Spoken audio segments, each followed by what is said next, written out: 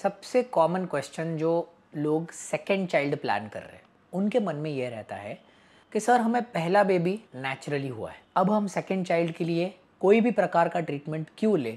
हम चाहते हैं कि हमारा जो सेकेंड चाइल्ड है वो हमें नेचुरली हो जाए।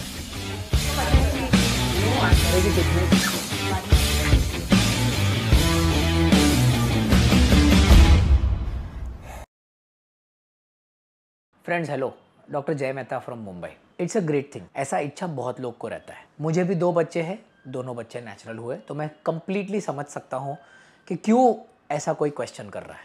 बट प्लीज़ रिमेंबर, एक बार बच्चा हो गया पर अब दूसरी बार नेचुरली नहीं हो रहा है, इस चीज़ को कहा जाता है सेकेंडरी इनफर्टिलिटी।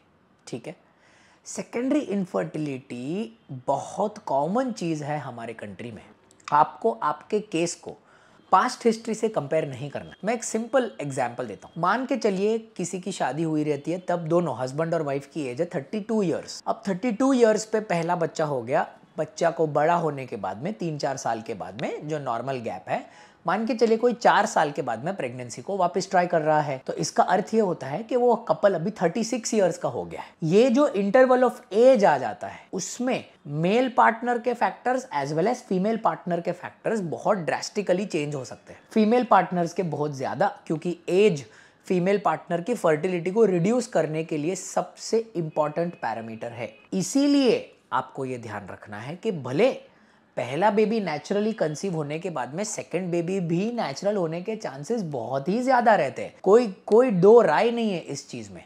बट ऐसे बहुत सारे कपल्स रहते हैं जो सेकंड बेबी के लिए ट्राई कर रहे हैं, मान के चलिए 1 साल के लिए ट्राई कर रहे हैं, पर 1 साल के ट्राई करने के बावजूद अगर उनको कंसेप्शन नहीं हो रहा है, then they must go to the doctor and evaluate themselves. पूरा इवैल्यूएशन करना है फर्टिलिटी का, जो हमने बहुत वीडियोस में बता के रखे। ये पूरा इवैल्यूएशन ऑफ फर्टिलिटी आप करेंगे अच्छी प्रकार से, तब जाके आपके डॉक्टर आपको एक करेक्ट गाइडेंस दे पाएंगे कि क्या आपको इसमें नेचुरली ट्राई करना है, आईयूआई करना है या फिर आईवीएफ करना है। पर ध्यान रखना है गाइस, अगर मान के चलिए 100 कपल्स ऐसे हैं जो सेकंड चाइल्ड के लिए ट्राई कर रहे हैं, तो तकरीबन 12 से 15% कपल्स को उनमें से आईवीएफ करने की जरूरत पड़ सकती है for their second child, and that is something which is important for you to understand. फिर उस टाइम में एक ऑब्जेक्टिव डिसीजन आपको लेना है, that do you want to continue to have one child or do you want to exercise। क्या आपको IVF का ऑप्शन एक्सरसाइज करके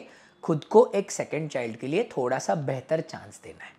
ऑलराइट, ये बहुत बड़ा टॉपिक है और ये आईवीएफ को लेके हमारे बहुत सारे वीडियोस है जो सेकेंड आईवीएफ के लिए भी सेम होल्ड करेंगे। तो अगर कोई ऐसे कपल्स है जो लॉग इन करके ये सुन रहे हैं, तो वो आईवीएफ के प्रीवियस वीडियोस भी सुन सकते हैं। एनी मोर डाउट्स आप कमेंट्स में डालिए, मैं या मेरे टीम मेंबर्स आपको आंसर करेंगे। Thank you so much.